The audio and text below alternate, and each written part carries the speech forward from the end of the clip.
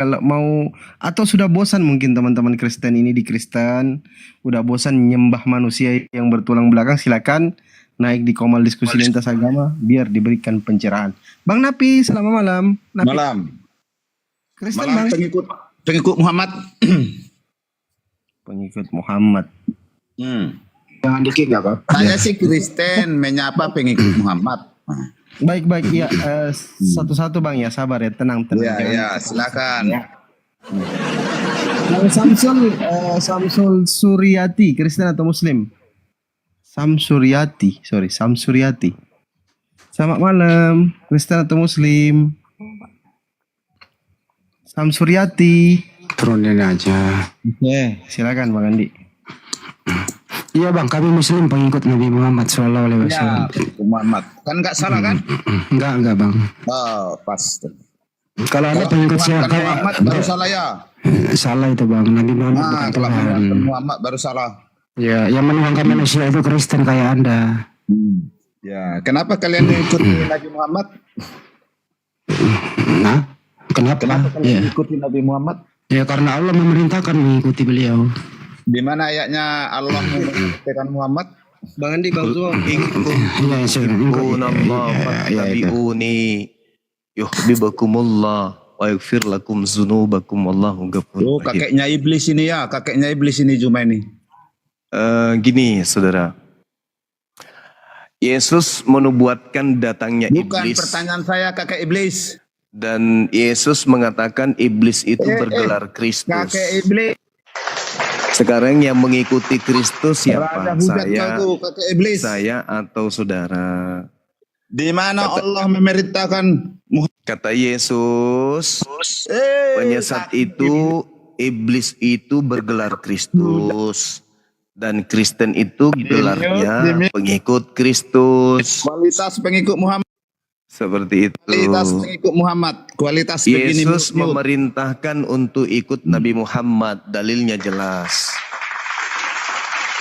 Masih banyak yang ingin aku ajarkan kepadamu, tapi kamu belum sanggup untuk menanggungnya. Kurang ajar gak orang ini mute. Tapi ketika dia datang, yaitu Nabi Muhammad, dialah yang akan mengajarkan kepadamu segala sesuatu tentang kebenaran, keadilan, dan kehidupan dunia akan dosa. Gitu. Ini kakek iblis.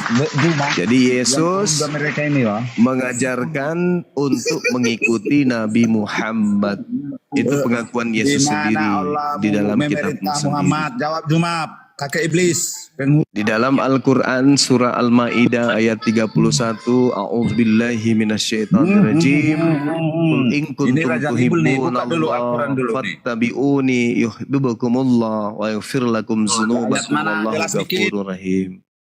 Dan Yesus mengajarkan agar Bani Israel mengikuti Nabi Muhammad sallallahu alaihi wasallam dan jangan mengikuti Kristus. Pegang dulu tiang itu biar kuat jantungmu. Pegang tiang itu Juma biar kuat Perintah Yesus agar ikut Nabi Muhammad, bukan ikut kepada Kristus. Di mana?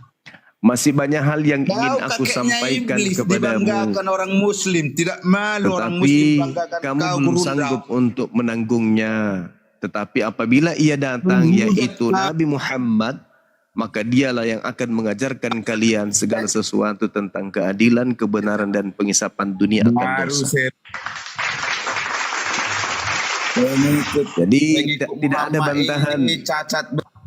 Tidak ada bantahan. Kalau cuma mau curhat, cuma mau merepet, ya kasihan itu ya. Yesus mengajarkan, aku tinggalkan Islam untukmu, Islam aku berikan kepadamu. Itu jelas dalilnya. Dan Yesus tidak pernah menyebut Kristen.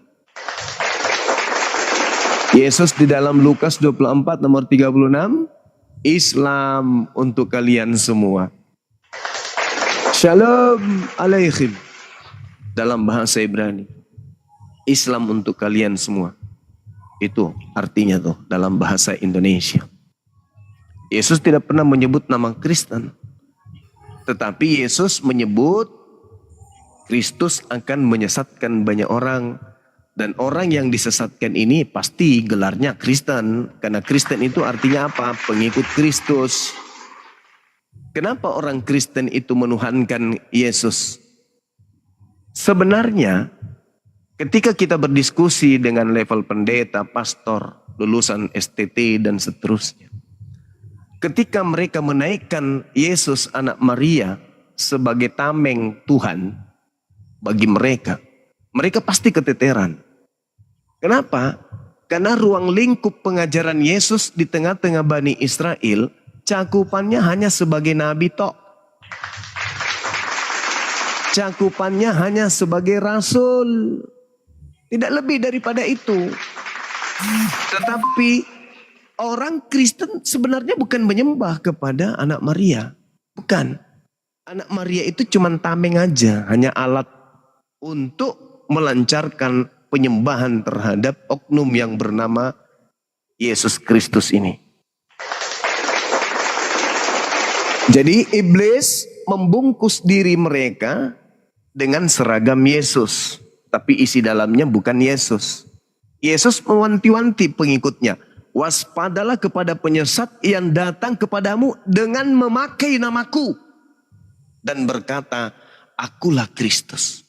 Berarti iblisnya membungkus diri mereka dengan memakai nama Yesus Kristus. Itu fakta, itu real, itu fenomena yang ada hari ini. Orang Kristen, apapun titelnya, sehebat apapun dia memahami Bible, dia tidak sanggup kemudian menunjukkan data valid tentang keilahian Yesus anak Maria. Itu nggak bisa. Itu nggak bisa. Tetapi karena Kristen ini adalah pengikut dan penyembah Kristus, maka Kristen mencoba untuk memakai dua oknum. Jadi dia memakai oknum Yesus adalah manusia. Mereka pakai untuk apa? Untuk melihat mukjizat-mukjizatnya. Untuk menjual mukjizat-mukjizatnya. Tapi sebenarnya yang mereka ingin jual itu adalah Kristus yang datang kepada Paulus. Sahabatku Bahar Matius. Itu. Jadi orang Kristen itu menjual dua sosok, satu nama. Tiada ilmu kau nih. Jadi Yesus Kristus anak Maria dijual dan juga Yesus Kristus sang penyesat juga dijual. Kristen menggabungkan menjadi satu. Yesus yang adalah manusia dan Yesus yang adalah setan digabung menjadi satu sehingga mereka sering mengatakan Yesus itu 100% manusia dan 100% Tuhan. Itulah dia. Jadi yang mereka hanya sampaikan itu adalah kebohongan, teman-teman sekalian. Mereka bukan mengikuti Nabi Isa, enggak. Mereka tidak mengikuti anak Maria, enggak. Yang mereka ikuti adalah bisikan-bisikan penyesat yang mengatasnamakan Yesus Kristus. Kalau ada yang mau berdebat di sini silakan. Kita kupas tuntas materi ini bahwa sebenarnya kalian itu penyembah setan, bukan penyembah anak Maria. Baik. Izin saya sapa Bang Denis, Kristen atau Muslim Bang? Monitor Bang Denis. Panggilan kedua untuk Bang Denis. Bang Denis, Kristen atau Muslim Bang? Ini aja dah. Gak ada yang gelisah selain ini. Iya, Spandi. Kalau ada penghujang naik begitu, biarin jangan di kick, biarin aja dia memperlihatkan kemampuannya. Ya. Bahwa mereka ya saudara. Ya. Salam, izin Bang Andi. Kristen. Iya, oke. Anda Kristen artinya pengikut Kristus. Pertanyaan saya, Kristus mana yang Anda ikuti? Kristus ada berapa Kristus? Juru Kristus selamat banyak. dunia ada berapa? Kristus itu banyak. Matius 24 nomor 4. Sebab Kristus palsu Biar aku jawab. akan datang dan menyesatkan banyak orang. Diam dulu. Lakukan banyak mujizat. Sabar dulu. Kristen yang kami Diam dulu, imani. Lukas 2 ayat. Gantian kita monyet. Kalau saya sudah berbicara, kau jangan kayak kerah. Kalau saya sudah persilakan baru kau ngomong. Paham? Paham? Manusia tak berakal. Kalau saya sudah persilakan baru kau ngomong. Oke? Jangan menggonggong terus kayak makananmu itu. Sabar. Oke. Kita mau memberikan itu kan. Kita mau memberikan edukasi. Udah kamu turun, nyet, kamu turun. Tempatmu di neraka bukan di sini.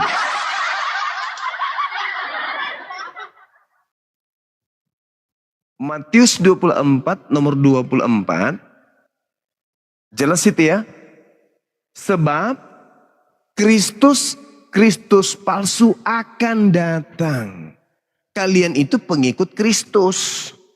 Nah, untuk mengetahui pengikut yang Anda ikuti itu Kristus palsu atau bukan, mari kita uji berdasarkan dalil.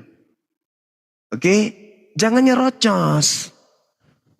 Santai, relax. Tunggu sampai selesai saya ngomong. Habis itu Anda ngomong. Gitu. Tadi anak monyet kalau mau diskusi, naik, dia tak ajarin caranya berdiskusi. Dinaikkan kembali si monyet tadi tuh. Siap Kanda. Tapi jangan kau bawa tabiat monyetmu di sini ya. Kau jadi manusia lah. Sekali-sekali kau jadi manusia. Kalau kau diskusi dengan manusia, kau jadi manusia dulu untuk sementara. Nanti ke gereja baru kau berubah jadi monyet lagi. Oke, jangan panjang-panjang. Sekarang kau jawab. Kristus mana yang kamu ikuti? Silakan. Oke, aku jawab. Kristus yang kami ikuti tertulis dalam Lukas 2 ayat 10 dan 11. Pada hari ini telah lahir Juru Selamat Kristus Tuhan di kota Daud. Siapa yang lahir itu? Yesus. Itulah Kristus yang kami ikuti. Itu manusia atau bukan? Manusia ilahi. Dari mana kau dapat ilahinya? Dari mana kau gabungkan antara manusia dengan ilahi? Coba saudara jelaskan bagaimana ceritanya ada manusia ilahi. Setahu saya yang bergelar manusia ilahi itu cuma Timotius, anak angkat Paulus. Yesus tidak pernah bergelar manusia ilahi. Kenapa Anda Timotius mendukung? lahir dari perawan. Apa? Timotius lahir dari perawan. Timotius lahir dari perawan. Jadi maksudnya kalau dia lahir dari perawan itu artinya dia itu Tuhan gitu. Kau kata Timotius adalah manusia. Nanti dulu, sabar. Dengarkan. Seluruh anak pertama itu lahir dari perawan. Kenapa? Kenapa nangis? Mamamu sebelum melahirkan, dengar. Mamamu ketika melahirkan dia bukan perawan. Dia punya suami macam mama kau juga melalui persetubuhan. Dia punya suami. Dia punya suami, artinya kalau dia punya suami dia tidak perawan. Gitu. Macam kau tiada ilmu nih Zum. Lah, kamu yang tak ada ilmu. Mama kau perawan. Semua anak pertama itu adalah anak dari seorang perawan. Kecuali mungkin dari kalian. Perawan. Emak kalian itu mungkin tidak perawan lagi ketika bertemu dengan suaminya yang sah. Yang merusak perawan daripada istrinya itu adalah suaminya sendiri. Sehingga anak pertamanya lahir dari seorang perempuan yang perawan. Perawan yang digagahi oleh suaminya yang sah. Jadi seluruh anak pertama itu berasal dari diam dulu, nyet. Persetubuhan. Nyet, diam. Kalau saya masih bicara nyet, kau diam dulu. Pisangnya belum saya lempar ke mulutmu, paham? Monyet. Mainkan aja nih, mainkan aja nih. Mama kau bukan bersetubuh dengan bapak kau. Kutanya dulu kamu. Mamamu itu melahirkan anak pertama itu dia bukan perawan tadinya. Tiada ilmu kau nih. Monyet turun di bawah kalau macam gitu. Tiada ilmu kau nih. Iya udah kau ke bawah monyet. Kamu sudah dengan sadar mengakui emakku sudah tak perawan lagi ketika menikah sama bapakmu gitu. Dasar anak lontong. Semua anak pertama kalau dia itu mengikuti syariat Islam, ya itu mereka semua lahir dari seorang perawan. Maksudnya perawan tadinya digagahi secara sah oleh suaminya, lahir anak pertama dari keperawanannya, tuyul. Jadi kalau Anda mengatakan orang lahir dari perawan itu adalah Tuhan, mati sudah kau sembah semua itu anak tunggal, anak sulung. Memang cocoklah kau jadi Kristen. Kau tabiatmu kayak monyet. Bang Aura bising kali. Ayo Bang. monyet lain naik. Bang Aura bising kali. Sebelumnya saya salam kenal ya dari saya agama Katolik bang. Bagaimana Ya, konsepnya bang? silakan. Silakan Iya. Bang. Katolik, Bagaimana saya konsepnya tadi, bang? Apa yang dibahas bang?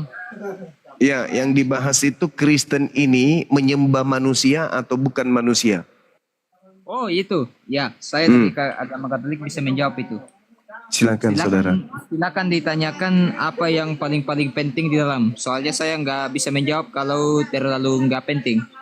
Ya, ini pertanyaan saya. Kamu menyembah manusia atau bukan manusia? Ya begini bang. Hmm.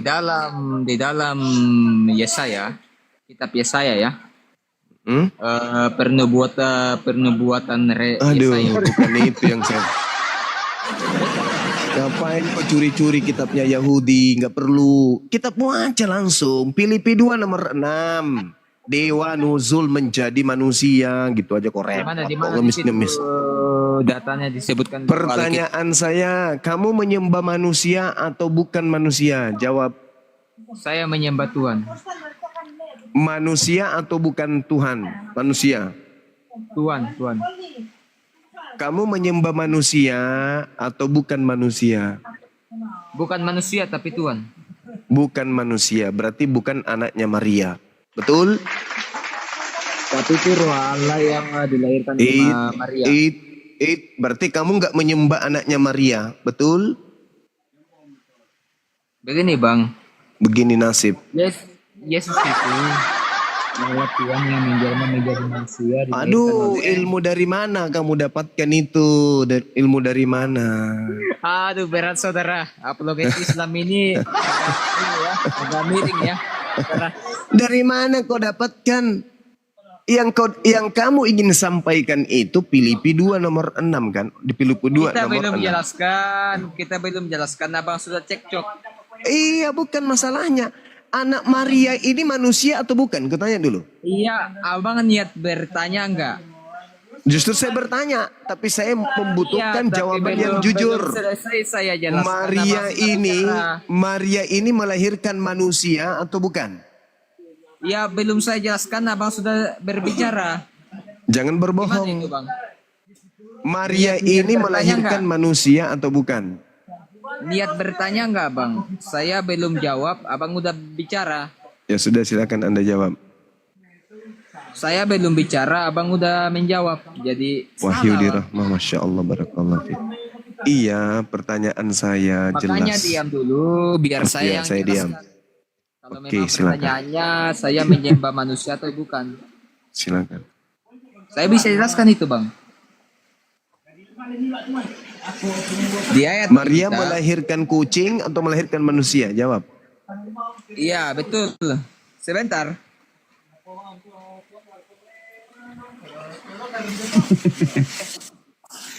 Kan saya kan dari agama Katolik ya. Berarti saya pakai perjanjian lama kan? Itu kitabnya Yahudi. Kecuali Anda dari Yahudi, baru pakai kitabnya Itu Yahudi. masih dilarang orang makan babi bang. Ini orang Kaliteng, kitabnya perjanjian baru, Surah Paulus. Ya itu kan untuk Pertanyaan saya, Maria melahirkan manusia atau bukan manusia? Maria itu melahirkan Tuhan. Tuhan yang menjelma menjadi manusia. Pada hari ini telah lahir bagimu juru selamat manusia yang diurapi Tuhan. Roma 1 nomor 3, Yesus berasal dari sperma Daud. Mana itu? Yang berasal dari sperma Daud. Ayat mana Roma itu? 1 nomor 3. Roma 1 nomor 3 ya? Iya, Bentar saya cari. silakan. Ada di bawah meja itu. Ramadan. Dia nggak tahu nanti ke sana banyak. Enggak apa-apa Bang Sandi. Bentar. Ada motor di sini. Iya, jual. Tentang anaknya dari Roma 1 ayat 3 ya. Ya, Tentang anaknya yang menurut daging diperanakan dari keturunan Daud. Bentar saya jelaskan. Matikan Ya. efeknya bang. Efek yang tepuk tangan itu yang ketawa-ketawa itu matikan dulu. Ya Bang. biarin aja orang lagi happy kok dengarkan supaya kelucuanmu. kita fokus jelaskan Hmm. tentang Apa lagi? anaknya yang Menurut menurut daging. diperanakan dari keturunan Daud. Ya. Ini saya jelaskan ya. Ya, Bukan asumsi bang. Bukan asumsi. silakan. Ya. Bukan asumsi ya. Iya. Di sini dijelaskan dari keturunan Daud. Karena Iya. Yesus memang keturunan Daud. Iya. Tapi jika abang bertanya dari sperma siapa, bolehkah abang tahu itu suaminya Maria itu siapa? Suami Maria itu Yusuf. Iya, tapi dia enggak ini. Bentar, saya cari lagi. Hmm. Suami Maria kan Yusuf ya? Ya. Ya. Terus Bentar, saya cari lagi. mau kemana? Ke ini Seorang aja perawi- bagus. seorang Yohanes 3 perawi nomor muda. 6 aja. Yohanes 3 nomor 6 bagus. Oh, Cocok Yohanes itu. 3 ya, nomor 6. Iya, baca. Bentar ya, saya baca ya. Iya. Yohanes 3 ayat 6. Apa yang dilahirkan dari daging adalah daging dan apa yang dilahirkan dari roh adalah roh. Maria daging enggak? Maria daging tapi dia mengandung Melahirkan apa? Melahirkan apa kalau daging menurut dalil itu? roh. Melahirkan manusia tapi bukan daging, roh. Mati nih dia. Rusak mesin. Ganti mesin aja bang, rusak. Bentar bang. Abang tanggapannya gimana bang soal Roma Yesus ini, Roma itu 1 ayat keturunan 3? Daud. Keturunan Daud dalam bahasa Yunani disebut apa? Spermato Daud. Iya, tapi ada nggak di situ tafsirannya bahwa itu terlahir dari sperma bang? Di situ ada Artinya nggak dijelaskan? keturunan, gen Daud. Iya, berarti- dalilnya mana? Dalilnya mana bang? Loh, Roma 1 nomor 3 itu loh. Dalilnya mana bahwa dia lahir dari sperma? Ya Dalilnya mana bang? itu Roma 1 nomor 3. Iya, dalilnya bahwa dia lahir dari sperma di mana bang? Bisa nggak Roma ditunjukkan? 1 nomor 3. Iya, keturunan Daud, tapi memang spermanya dari mana bang? Dari siapa? Ya dari Bang? Daud. Dalam bahasa aslinya itu sperma. Iya, dalilnya ditunjukkan. Sperma atau Daud artinya sperma dari Daud. Memang Daud pernah menghamili Maria. Saya tanya bang. Daud punya bini. Iya, siapa namanya? Daud punya bini Siapa bernama namanya? Arya. Berseba. Siapa? Berseba. Berseba, bukan Maria ya? Bukan Maria ya? Maria itu keturunan daripada Daud. Berarti Jadi- ibunya Yesus, ibunya Yesus itu berasal dari sperma Daud. Ya, dalilnya mana? Dalilnya mana? Yang sperma itu? Lah, Roma 1 nomor 3, Cak Kangkung. Roma 1 ayat 3 ya? Yuk, Puput. Roma 1 ayat 3. Bukan. Lah, bukan. Gimana bang? Roma 3 Roma nomor 1 ayat 3. 100. Tentang ayatnya. Tentang anaknya. Ya. Abang bisa buktikan Yesus itu anak Daud. Lah iya itu kan astagfirullahaladzim. Dalilnya mana? Saya tanya. Roma 1 Dalilnya mana? nomor 4200,3 FN. Itu dia. Gak ada yang 4.000 kami bang. Alamak. Mesinnya rusak. Lagi upload ini. Kembali ke topiknya yang dilahirkan Maria siapa? Bang, Itu. bang. Begini saja bang. Saya bisa kan bertanya. Gimana kau mau bertanya dijelaskan pun jawaban saya nggak akan pernah bisa masuk di otakku. Saya bisa nggak bertanya sekarang bang? Ya, Ini coba. Saling kirim jawab pertanyaannya karena ini kan diskusi. Coba. Saya boleh nggak bertanya sekali saja? Coba. Ya, sekali saja. Coba. Banyak lagi nih. Better ya. Ya.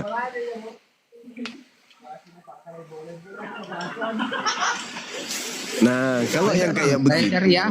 kalau yang kayak begitu, lihat aja. Karena bukan hanya Yesus kemudian yang penuh dengan Roh Kudus. Bahkan Yohanes Pembaptis pun itu dari sejak dalam rahim ibunya itu sudah penuh Roh Kudus.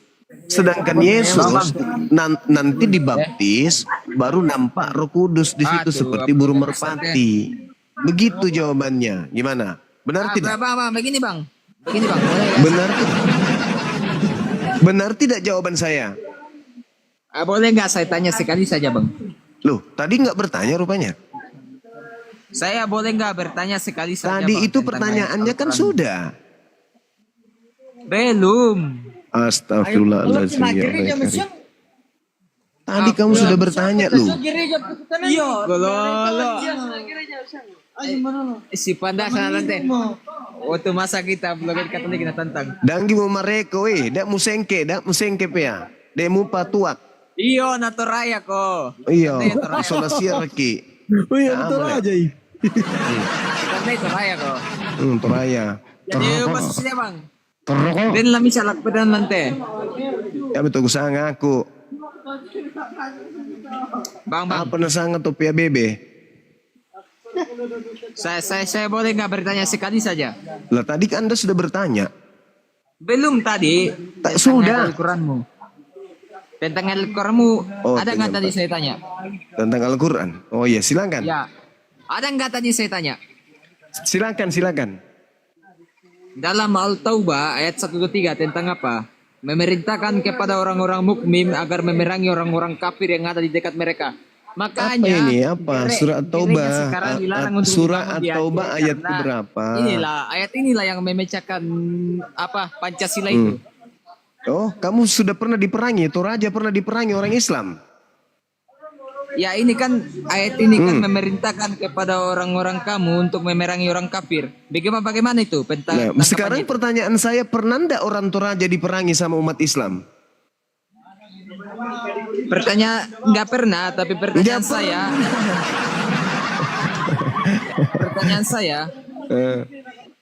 ayat ini artinya untuk apa ini bang? Memerintahkan orang-orang untuk memerangi orang Kristen. Berbicara mengenai perang pada saat itu.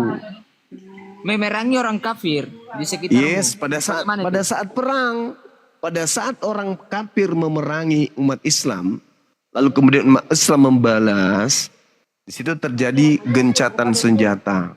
Tapi ternyata orang-orang kafir mengkhianati perjanjian gencatan senjata itu. Maka Besok muncul lagi kita bang perintah. ketemu di Masjid Bolu bang. Saya lagi nih bang. Oke udah lah ya. Saya pamit dulu bang. Mau kemana? Mau kencing bang. Oh, jangan lupa minum kembali kencingnya ya. Lanjut. Saya undang ya bang ya. Saya undang besok bang. Terrokok kan juga berarti Tom. Bang Anda bang. keparang. Berani kurang yung Masjid Bolu masya bang. Beranilah. Besok kita ketemu ya. Follow ya. Boleh. Untuk diskusi ya. Iya. Besok ketemu kita di Makale ya. Bukan bang. Di Masjid Rantepao bang. Pusatnya. Iya Pak, rantai Pak besok. Iya. Rantepao ya. Iya. DM aja besok ya. Kita diskusi ya. Baik, Paman. Biar saya yang DM, nanti kumpul semua teman-temanmu yang Kristen, Pastor Romo, Pendeta. Bukan. Kita satu-satu. Enggak. Tidak bisa, harus banyak lawannya Bang Zuma, nggak bisanya satu orang. Enggak bang. Habis itu baru kita ke Londa ya. Kamu kan bukan Suma bang. Iya, tadi katanya mau kebelet pipis. Lelako mengiru. Oi, ambil nape lelako mengiru. Ngande babi. Terus berkata sangat sama nih. Tanda sholat mulai. Ya, maksudnya kita kan besok kan diskusi bang. Iya. Oke. Saya boleh bertanya, Saudara Aura? Boleh saya bertanya? Oke gua. Tanya aja lah. Oke, baik. Kenapa orang Toraja itu ganteng-ganteng dan cantik-cantik. Kutanay taon na. Kecuali kamu. Wah.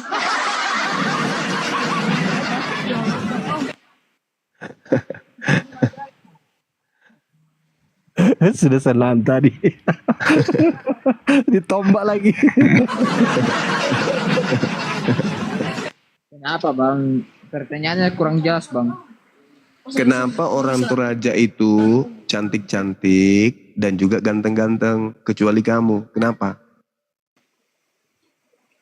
Terus? Kok terus pertanyaan saya? Kenapa itu? Raja kan. Orang Cantik-cantik, Toraja cantik-cantik. iya, dan ganteng-ganteng kecuali kamu. Wah, karena Orang Toraja itu ganteng-ganteng bang. Mati Mija. Ya sudah dulu bang ya, sudah dulu. Ya. Saya lagi minum bang. Ye, Nggak baik kita debat bang kalau lagi minum. iya, lanjutkan. Orang mabuk dia yang ngomong. Anak sekolah. Lebih bagus dia mabuk daripada dia tidak mabuk. Ini masih terarah. Kalau dia tidak mabuk, lebih parah lagi. Iya juga sih. Kayak tadi. Karena kalau dia mabuk begini, tidak ada kesempatan untuk akal-akalan. Jujur apa adanya. Ya toh? Tapi kalau dia lagi tidak mabuk, akal-akalannya muncul. Menghina, menista, itu muncul semua itu kalau dia tidak mabuk. Tapi kalau tidak mabuk dia ngomong kayak orang mabuk. Ya itu dia, lebih parah dari orang mabuk. Iya juga sih.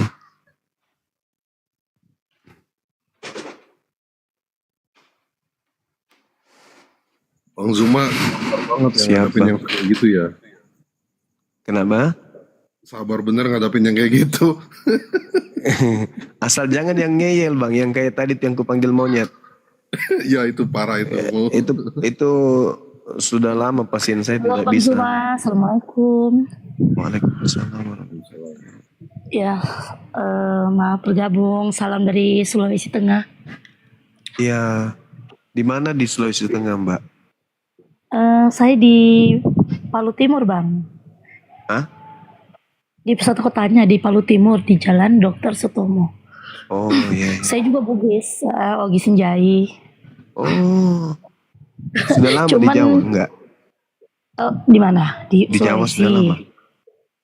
Bukan Jawa, Bang. Sulawesi. Oh di Sulawesi juga? Iya, Sulawesi. Oh, Besar astagfirullah. besar lahirnya di sini. Cuman bapak pendatang dari selatan Sinjai. Gitu. Sinjai berarti Bugis dong. Iya, Bugis. Kenapa Cuman- dialeknya kayak orang Jawa? Atau mungkin karena di sini bergaulnya banyak yang ini teman-teman itu yang seangkatan tuh banyak orang Jawa. Tuh. Pantesan Jadi, sekali ngomongnya, diikuti. mirip sekali orang Toraja. Iya, gimana kabar di sana di Palu? Alhamdulillah Bang baik. Jalan-jalan Bang ke Sulawesi. Mati ya, jauh kali itu. Mati nih. Banyak Mati. pakan riangnya di sini Bang. Ada Oh. kaledo, Apa itu? ada kaledo itu sejenis tulang Kelelawar. sapi, tapi yang iganya itu Bang. Oh, Tulang sumsumnya itu. kalau di sini namanya coto. Saya sering makan coto Bang. Di sini kalau di Palu Hmm. banyak penjual coto rata-rata orang Makassar. Oh iya. Kalau di Di sini sini kan di- banyak. Dewi Gimana? di sini, kalau di sini calode itu tulang biawak. Itu. Oh, Ada nggak ini? Ada nggak makanan yang paling menyeramkan di Palu sana? kalau di Palu sih makanannya paling menyeramkan. Kalau buat saya sih ular kayaknya Bang ya. Oh, Sama kayak dia belum yang ada pulau Jawa. papanya itu. Dibandingkan Iya, kalau kami di gimana? Sulawesi Selatan ini belum ada papanya. Makanan Kalau yang di- paling ditakuti di Sulawesi Selatan itu apa? Mau tahu? Ah, Mau tahu? Apa? Sop saudara.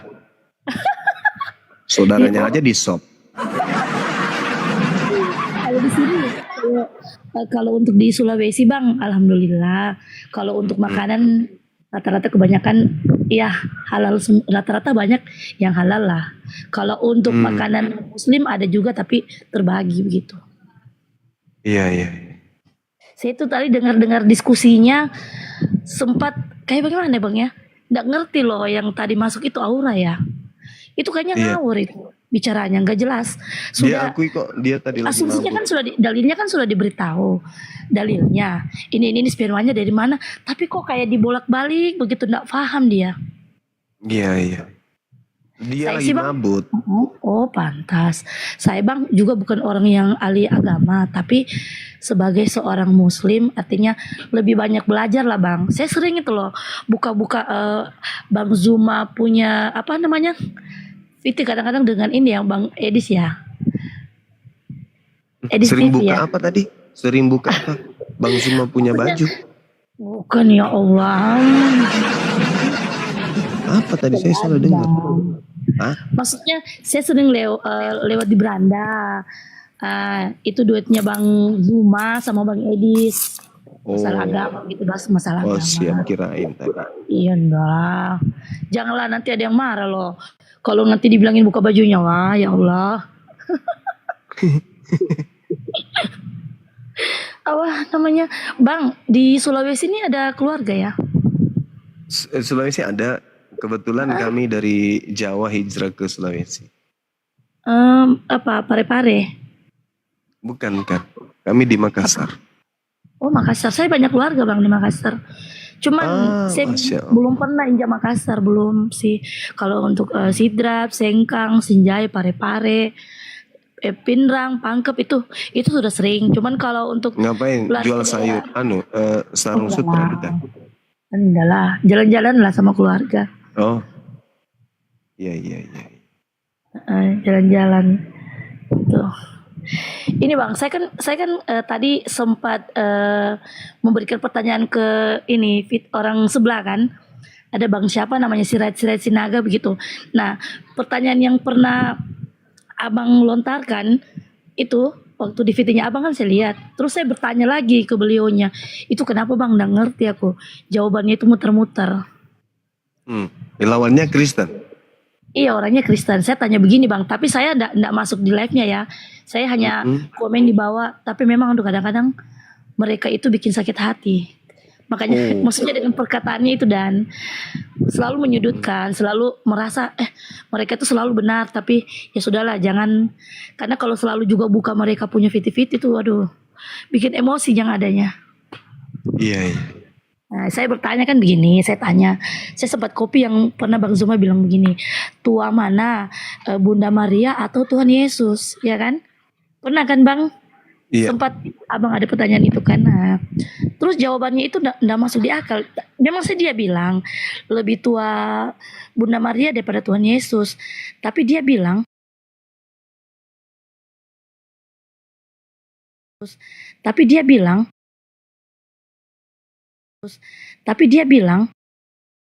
Bapak, itu kan berarti samanya Tritunggal dong.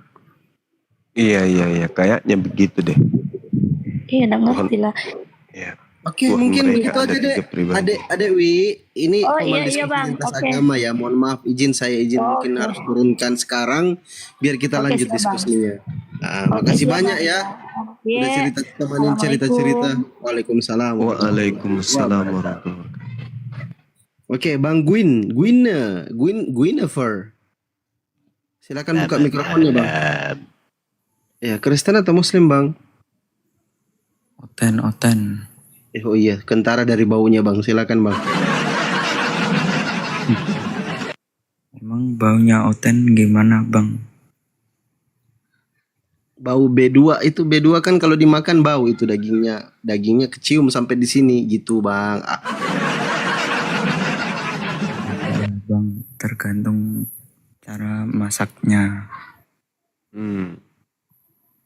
Kalau saya sih bau ini bau lucu. Kenapa lucu bang? Karena kakinya pendek. Bukan. Karena setiap diskusi pasti Otennya lucu. Iya bang. Kalau mau bertanya bang, kan di Muslim kan ada yang namanya. Bisa nggak suaranya dikecilin sedikit bang? Terlalu besar suaranya, sakit telinga. Kecilin sedikit. Lah bang, nanti ketahuan saya bang, nggak enak. Oh, ya sudah. Kalau gitu besarin. Lanjut. Kan kalau di Muslim kan ada yang namanya mati syahid, bang. Iya. Itu karena membela agama. Iya. Ya kalau itu memang cara kayak agama yang benar.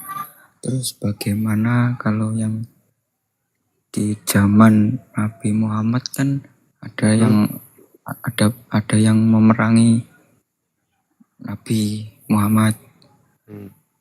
Terus bagaimana dengan orang bukan Muslim yang memerangi Nabi Muhammad, tapi dia sudah tahu kalau yang diperangi itu Islam, tapi dia belum tahu ajarannya itu.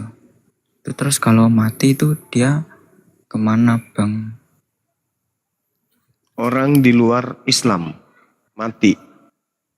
Iya, pas saya kan lihat-lihat pas zaman Nabi Muhammad itu loh. Maksudnya gimana nih bang? Izin bang, saya nanggap kayaknya. Boleh izin sebentar bang? Silakan. Ya, si Jennifer ini kayaknya bilang maksud dia bagaimana dengan orang-orang kafir yang memerangi Nabi Muhammad tetapi belum mendapatkan pengajaran dari Nabi Muhammad. Begitu bukan maksudnya? Iya bang. Ya gitu. Silakan Bang Zuma. Memerangi Nabi Muhammad berarti kan sudah kafir namanya. Nabi Muhammad sebelum mengajarkan Islam, beliau tidak pernah diperangi. Tidak ada yang memerangi Nabi Muhammad. Nanti setelah dia menyeru kepada orang-orang kafir untuk menyembah kepada pencipta langit dan bumi, barulah beliau diperangi. Artinya yang memerangi beliau adalah orang-orang kafir. Kafir yang memerangi Nabi Muhammad ya neraka. Seperti itu saudara. Jangankan mereka yang memerangi Nabi Muhammad, yang tidak mengikuti ajaran Nabi Muhammad padahal dia sudah sampai Islam kepadanya, mati kekal di neraka. Tapi kan yang saya maksud itu yang orang yang benar-benar belum tahu cara kayak umpamanya cuman diajak ayo perangi orang ini ajarannya sesat, ayo, terus dia mati gitu loh bang. Ya sama, kan diajak perangi. Kan perintahnya jangan membunuh, kan ada. Kalau dia orang Kristen atau dia orang Yahudi, kan cuma dua itu. Yang senantiasa ingin membunuh Nabi Muhammad. Gak ada perintahnya.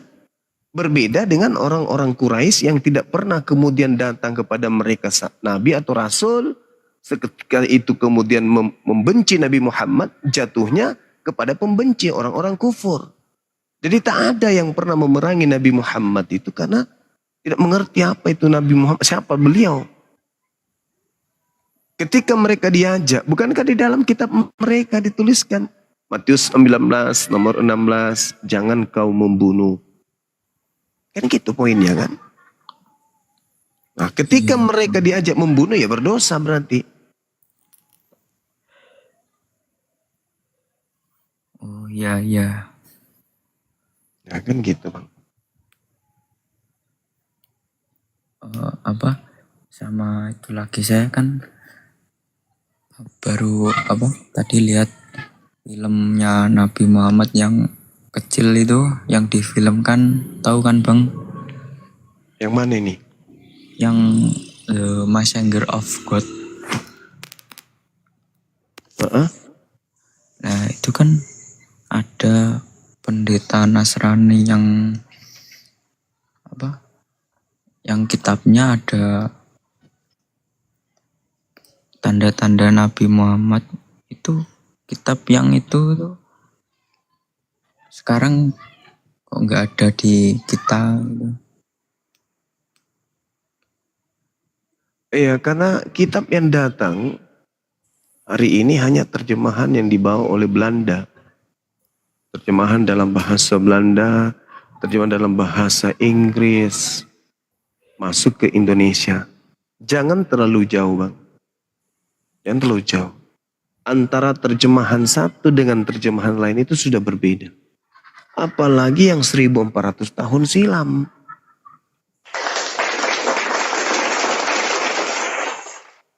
(1400 tahun silam) kayak mana model kitabnya itu orang Nasrani? Bisa Anda bayangkan? Sedangkan dari sejak Indonesia merdeka, ada lembaga Bible berdiri, sudah berapa kali terjadi koreksi dan revisian dalam Bible. Apalagi 1400 tahun. Apalagi di wilayah yang berbeda. Orang-orang Nasrani, seperti Siti Khadijah misalnya, atau pendeta siapa namanya? Pendeta? Berarti Bang, Pendeta siapa yang ingat? Bukhari. Kok Bukhari? Bukhaira, iya betul.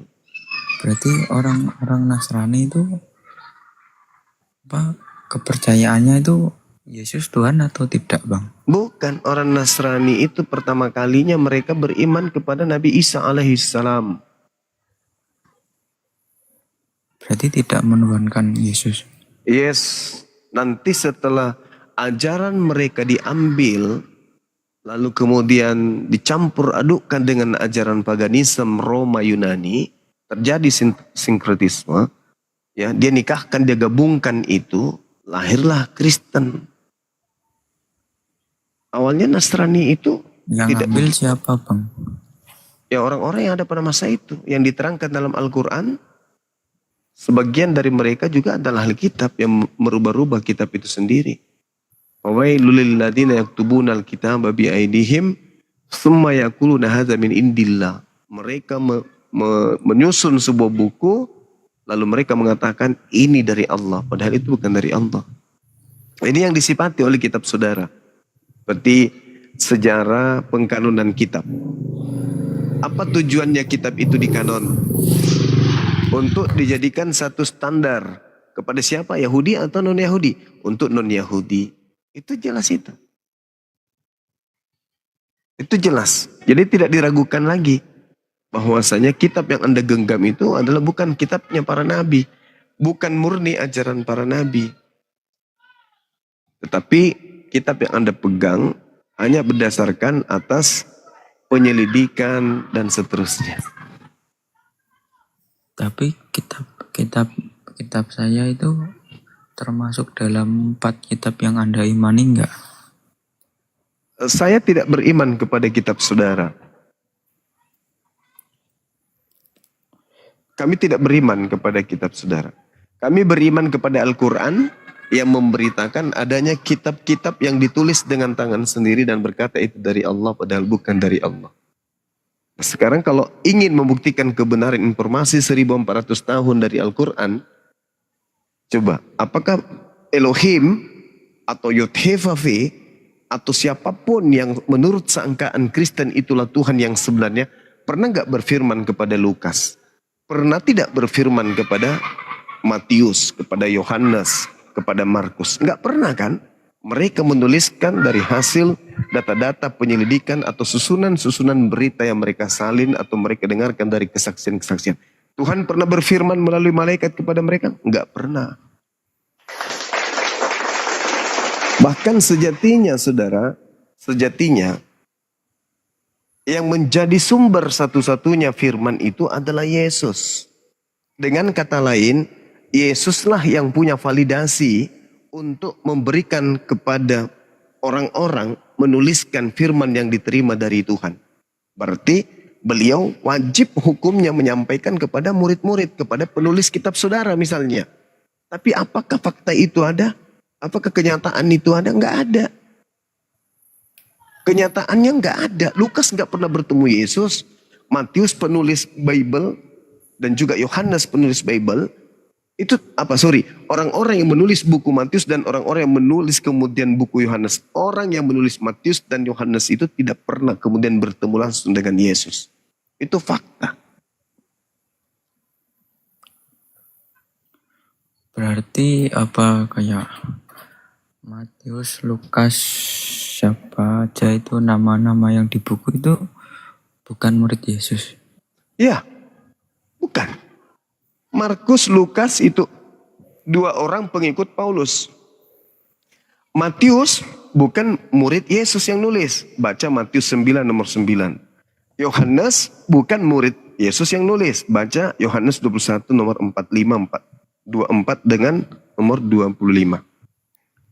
Itu fakta. Jadi Al-Quran benar dong. Yes. Fawailul lilladzina yaktubuna al-kitaba biaidihim thumma yaquluna hadza min indillah liyastahruna samanan qalila. Al-Quran saya loh. Makanya orang barat, orang-orang yang cerdas mempelajari Quran lalu melihat fenomena dalam Bible, mereka memilih mu'alaf.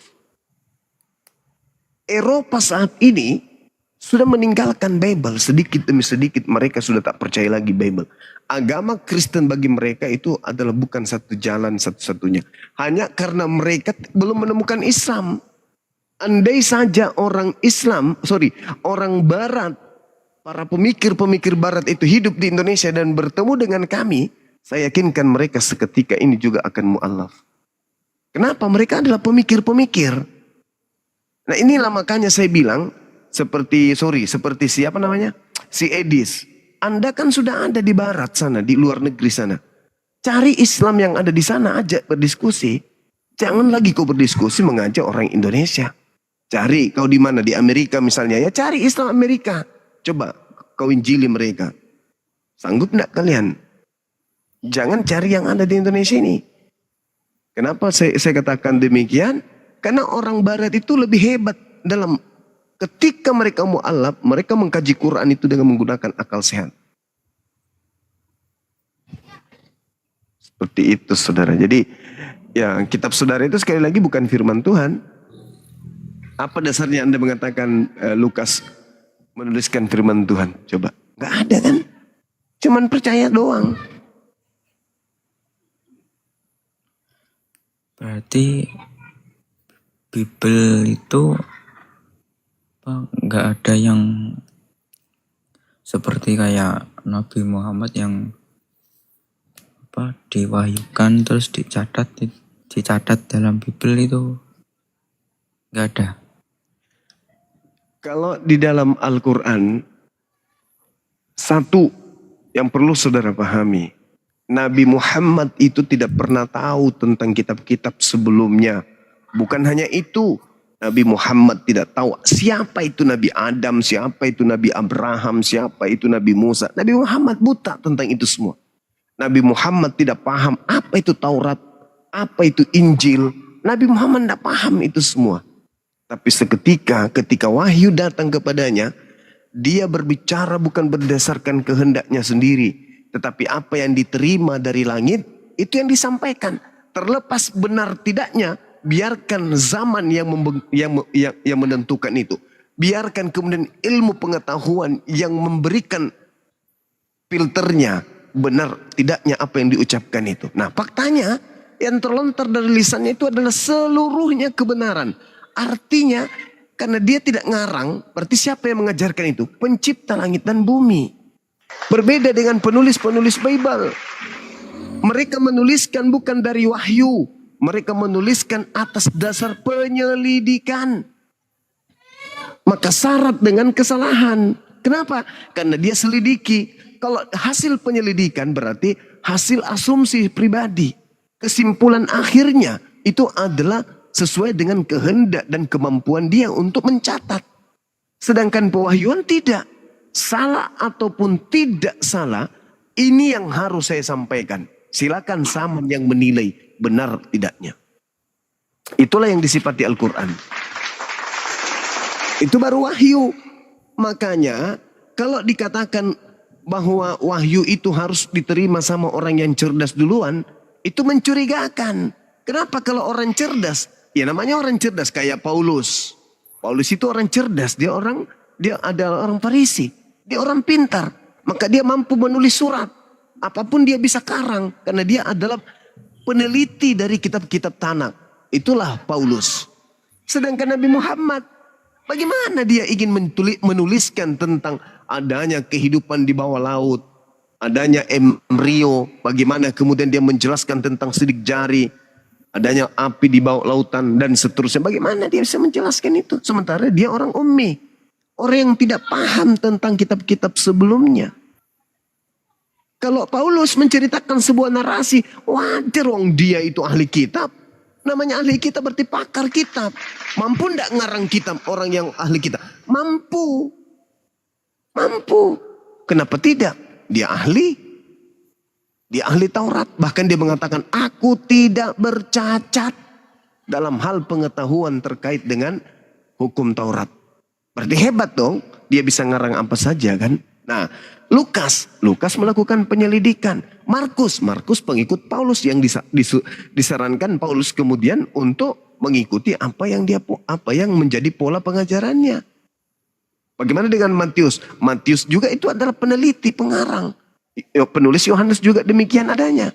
Penulis yang menceritakan tentang kesaksian-kesaksian orang. Lalu standarisasi firman Tuhannya di mana? Enggak ada.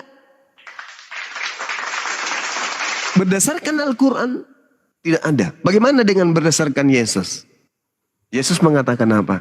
Apabila roh kebenaran itu datang, dia berkata-kata bukan dari dirinya sendiri, melainkan apa yang didengar, itu yang diceritakan. Saya ulang, kata Yesus, apa yang didengarkan itu yang diucapkan. Lukas mendengar enggak? Enggak. Enggak ada kan? Nah, sedangkan Nabi Muhammad, apa yang didengarkan dari malaikat Jibril, itu yang disampaikan. Nah, itu yang dimaksud oleh Yesus, roh kebenaran.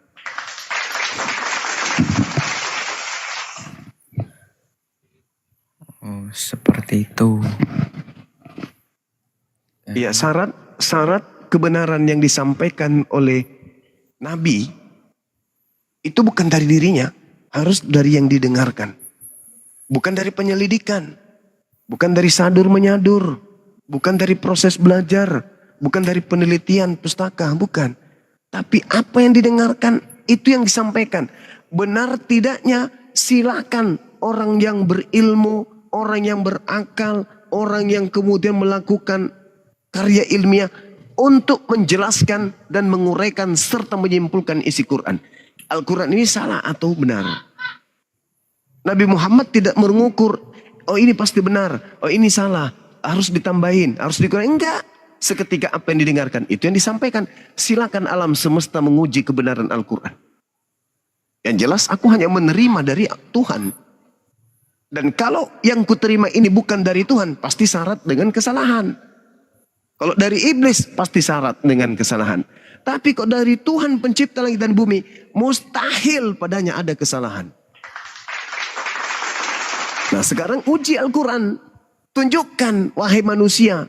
Ajak seluruh sekutu-sekutumu. Tunjukkan kesalahan Al-Quran itu jika ada. Nah, ada yang mengatakan, saya Bang Suma. Kenapa? Saya mampu menunjukkan kesalahan Al-Quran. Silakan. Maka dia bercerita tentang apa? Tulah Nabi Musa. Kenapa di dalam Al-Quran begini dan begitu? Nah, sekarang pertanyaannya kita balik. Kamu menguji Al-Quran terkait tulah. Dasar pijakan referensi buku yang kamu pakai yang mana? Oh, Perjanjian Lama. Nah, ini ditertawakan. Perjanjian Lama itu bukan firman Tuhan. Perjanjian Lama itu adalah terjemahan dari kitab Tanak yang diterjemahkan mulai dari abad ketiga sebelum Masehi. Apa yang mendasari dasar pijakan 3 sebelum Masehi sampai kepada Nabi Musa. Nabi Musa diperkirakan hidup tahun 1400 sebelum Masehi. Berarti ada selisih 1100 tahun antara Nabi Musa yang bercerita tentang tulah dengan cerita yang muncul di terjemahan Septuaginta abad ketiga sebelum Masehi. Mana yang menjadi rujukan kemudian? Siapa yang menerima dari Nabi Musa memberikan kepada siapa, lalu kepada siapa, lalu kepada siapa, sampai kepada ke-72 rabi-rabi yang menerjemahkan kitab Tanakh, kitab Torah. Siapa yang menjamin bahwa itu tetap benar? Tulahnya seperti ini, Al-Quran salah. Tidak ada jaminan. Apatah lagi Bible, perjanjian baru, alamak. Saya saudara, saya nih kalau saya ditanya, andai saya seperti saudara nih, Yang kupikirkan itu bukan masalah perut. Yang kupikirkan itu masalah kehidupan saya berikutnya. Kalau saya dalam beragama bermasalah dengan agama saya, maka ini adalah tanda-tanda celaka besar. Sebuah agama, satu agama memiliki kitab yang